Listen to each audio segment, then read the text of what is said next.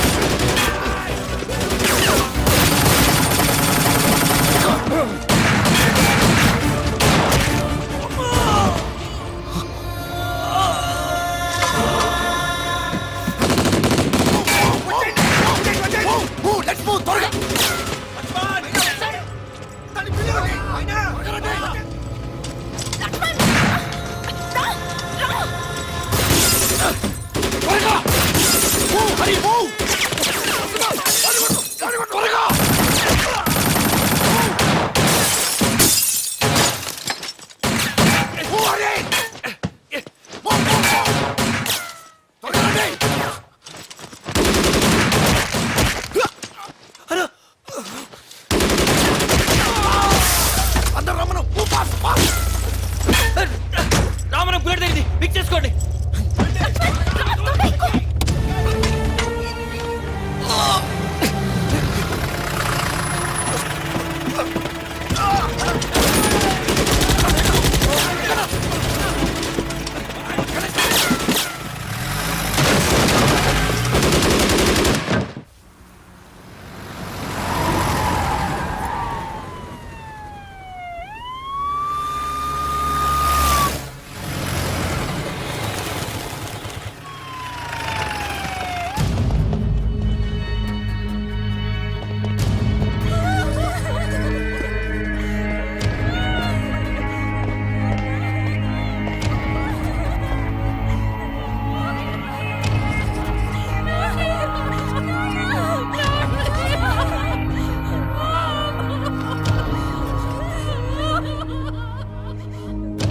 Control room, come in. Control room, come in.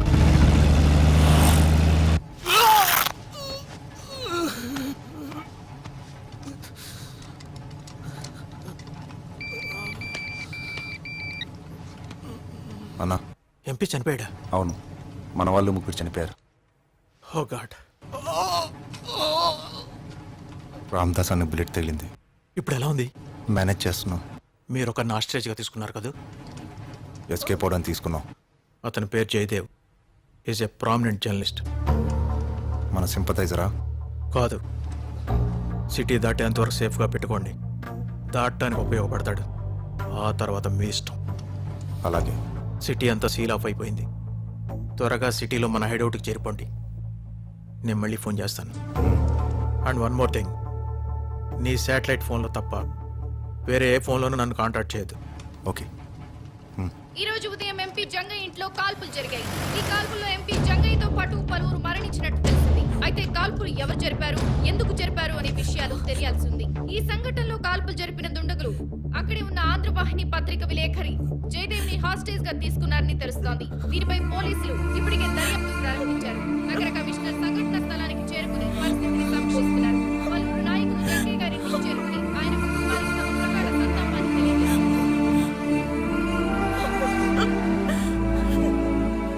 Home minister DGP office కి briefing ఇచ్చాం sir. I witness ప్రకారం ఎంపీని kidnap చేయడానికి ప్రయత్నం జరిగినట్టు తెలుస్తుంది సార్. కమిషనర్ గారు సీఎం గారు మాట్లాడతారు. సార్ ఎంపీతో పాటు చాలా మంది చనిపోయినట్టున్నారు. అవును సార్, ఒకరిని హాస్టేజ్ గా కూడా తీసుకున్నారు సార్. ఎవరతను? ఆంధ్రవాహిని జర్నలిస్ట్ అంటే అతని పేరు జయదేవ్. ఆహా, నాకు ఎప్పటికప్పుడు సిచ్యుయేషన్ బ్రీఫ్ చేస్తూ ఉండండి. అలాగేనండి. ఇప్పటి వరకు సిటీ దాటినట్టు ఆధారాలేం లేవు సార్. సర్చ్ జరుగుతుంది. Okay Karthik sir, you take charge. Okay sir. And take care of the investigation. Court inform చేసి ఆ దళం ఎక్కడుందో ట్రాక్ చేయి. Okay sir. ముందు ఆ జర్నలిస్ట్ ను విడిపించడం మన ప్రయారిటీ. ఎప్పటికప్పుడు నాకు డైరెక్ట్ గా రిపోర్ట్ చేయి. అలాగే సార్. ఓకే.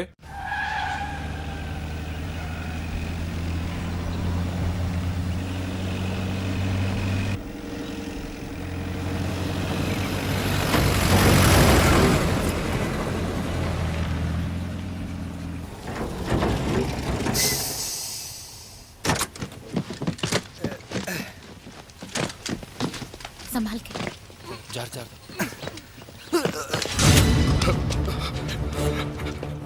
నేను మీకు శత్రువు కాదు.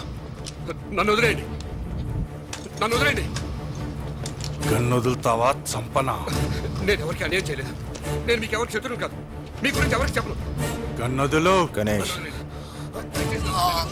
ప్లీజ్, నేను ఎవరికి అన్యాయం చేయలేదు. ప్లీజ్.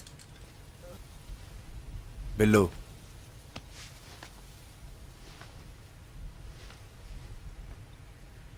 వెళ్ళి గన్ తీసుకో. వద్దు.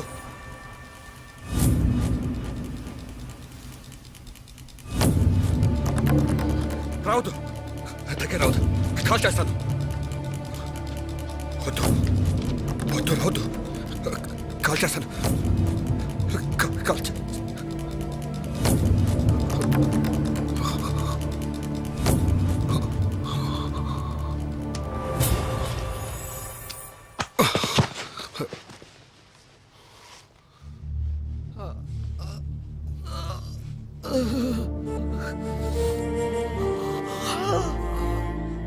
ఎలా ఉంది?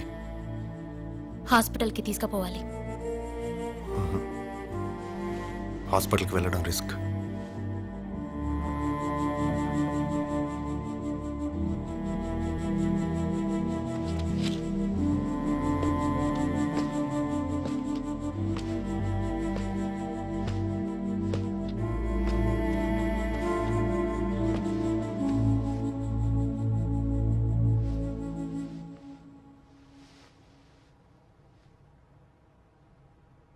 బాధపడద్దు. ఇది పోరాటం. మన కామ్రేడ్స్ భాను, సుజాత, శివ అమరులయ్యారు. బాధపడద్దు, గర్వపడండి. ఈరోజు మనం చేసిన దాడి యొక్క లక్ష్యం సాధించలేకపోయాం. దాని గురించి నిరుత్సాహపడకండి. మనం మన దళం ఉనికిని తెలిపాం. గోగి దళం ఉనికిని తెలిపాం. ఈరోజు మీరు చూపించిన ధైర్యం అసమానం. లీడర్గా మీకు నా సెల్యూట్. కానీ ఇప్పుడు మీరు చూపించాల్సింది మనోధైర్యం. చనిపోయిన మన కామ్రేడ్స్ మీద ఉన్న మీ బాధని మీ గుండె లోతుల్లో సమాధి చేయండి. మన లక్ష్యానికి అడ్డురానివ్వద్దు. శత్రువులు మన ఎన్నో విధాలుగా దెబ్బ కొడతారు.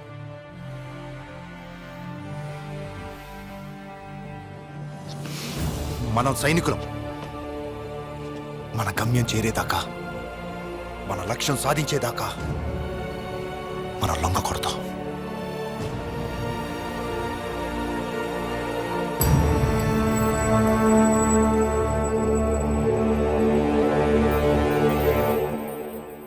నమస్తే సార్. నమస్తే. రండి. నమస్తే. నమస్తే అమ్మా. నమస్కారం సార్. నమస్తే. రండి కూర్చోండి. కూర్చోమ్మా, కూర్చో కూర్చో.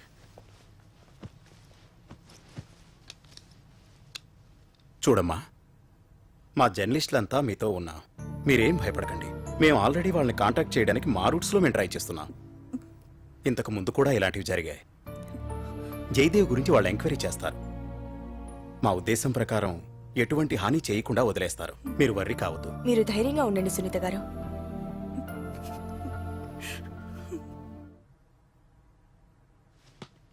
సరే.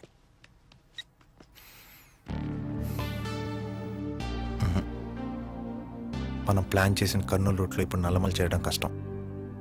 ఆ రూట్ అంతా సీల్ ఆఫ్ చేశారట. ఎవడో మన మీద ఇన్ఫర్మేషన్ ఇచ్చాడు. అయితే అన్న ఈ నల్గొండ మీకు వెళ్ళిపోతే అక్కడ యాజిటేషన్ జరుగుతుంది.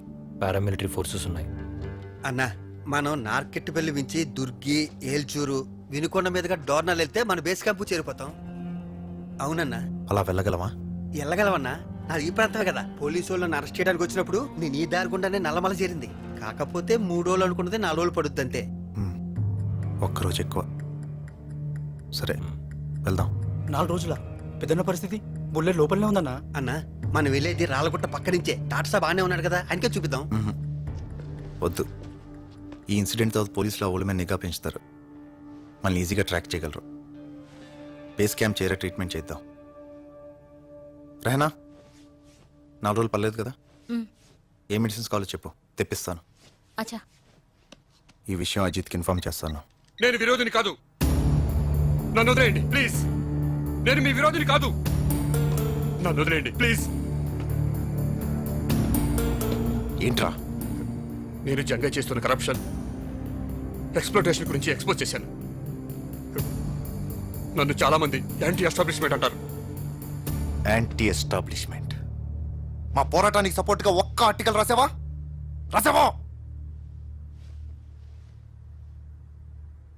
Anti establishment. మీలాంటి వాళ్ళు పొలిటీషియన్స్కి, మినిస్టర్స్కి వ్యతిరేకంగా రాసి ప్రెషర్ తెస్తారు. డబ్బు ముట్టగానే మానేస్తారు. ఈ రోజు హెడ్లైన్స్లో కనిపించిన అలిగేషన్ రేపు పొద్దున్న పేపర్లో వెతికినా కనిపించదు. ఆ ఎంపీ జంగేగాడి దగ్గరికి అదే పని మీద వచ్చుంటాం. పైసా వసూల్. నీదొక రాత, నీకొక నీతి. నువ్వు కూడా మాకు విరోధివే. నోరు మూసుకొని కూర్చో.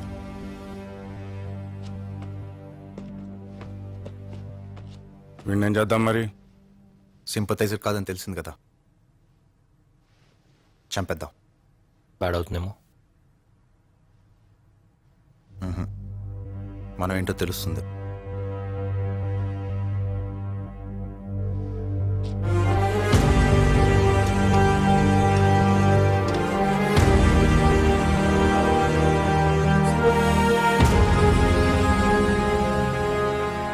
జంగయ్య గారి మరణం చాలా బాధాకరమైన విషయం. ఆయన మృతికి మా భద్రతా వైఫల్యమే కారణం. వారి కుటుంబానికి నా ప్రగాఢ సంతాపాన్ని తెలియచేస్తున్నాను. కిడ్నాప్ అయిన జర్నలిస్ట్ జయదేవి గారిని విడిపించడానికి మా సాయి శక్తులా ప్రయత్నం చేస్తున్నాం. సార్, ఈ అటాక్ ఏ గ్రూప్ చేసిందో తెలిసిందా? కొన్ని ఆధారాలు దొరికాయి. ఇన్వెస్టిగేషన్ చేస్తున్నాం. మినిస్టర్ గారు, పొద్దున్న కమిషనర్ గారు వాళ్ళు ఇంకా సిటీలోనే ఉన్నారన్న అనుమానం వ్యక్తం చేశారు. అంటే వాళ్ళు ఇంకా సిటీలోనే ఉన్నారంటారా? చెప్పాను కదా, లీడ్స్ పరిశీలిస్తున్నాం. బిల్లు చెక్ పోస్ట్ దగ్గర మన మనిషి ఉన్నాడన్నా. అక్కారం చేరడానికి 6 గంటలు పడుతుంది.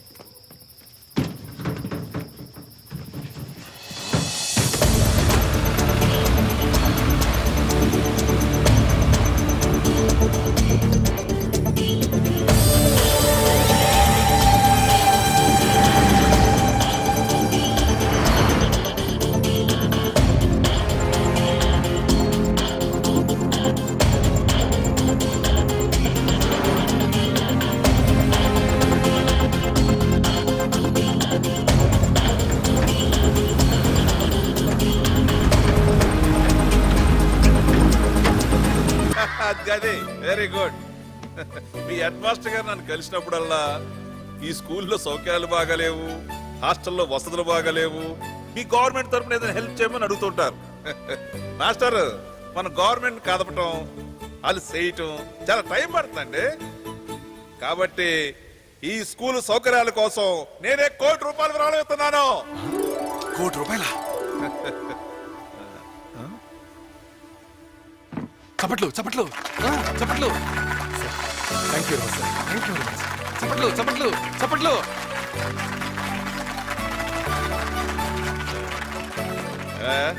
సంతోషమేనా?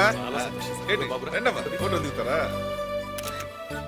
ఇలాంటి వ్యక్తులు మహాశక్తులు మన దేశంలో ఉంటే మన దేశం ఎందుకు గొప్పది కాలేదు? తప్పకుండా అవుతుంది. అసలు ₹1 కోటి విరాళంగా ఇచ్చారు అంటే మనం అర్థం చేసుకోవచ్చు. ఇలాంటి నాయకులు ఉండబట్టే ఈ రోజు దేశం ఇంత ఫాస్ట్ గా అభివృద్ధి చెందుతుంది. ఆయన కాన్స్టిట్యున్సీలోనే కాదు, రాష్ట్రంలోనూ దేశంలోనూ ఒక కీలక నేతగా ఎదిగారంటే ఈ నిస్వార్థతే కారణం.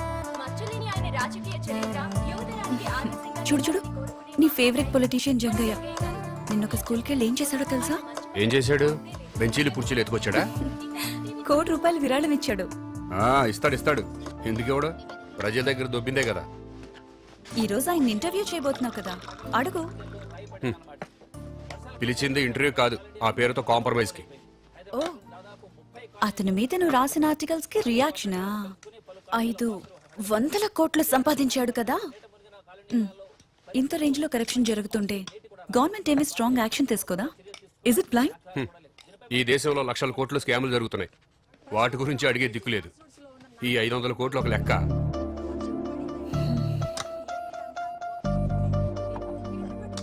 వింటుంటేనే చాలా డిప్రెసింగ్ గా ఉంది డార్లింగ్.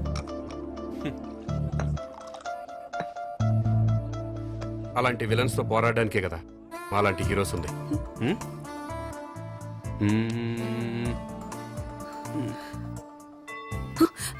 ఆఫీస్ కి టైం అయింది, లెట్స్ హావ్ బ్రేక్ఫాస్ట్.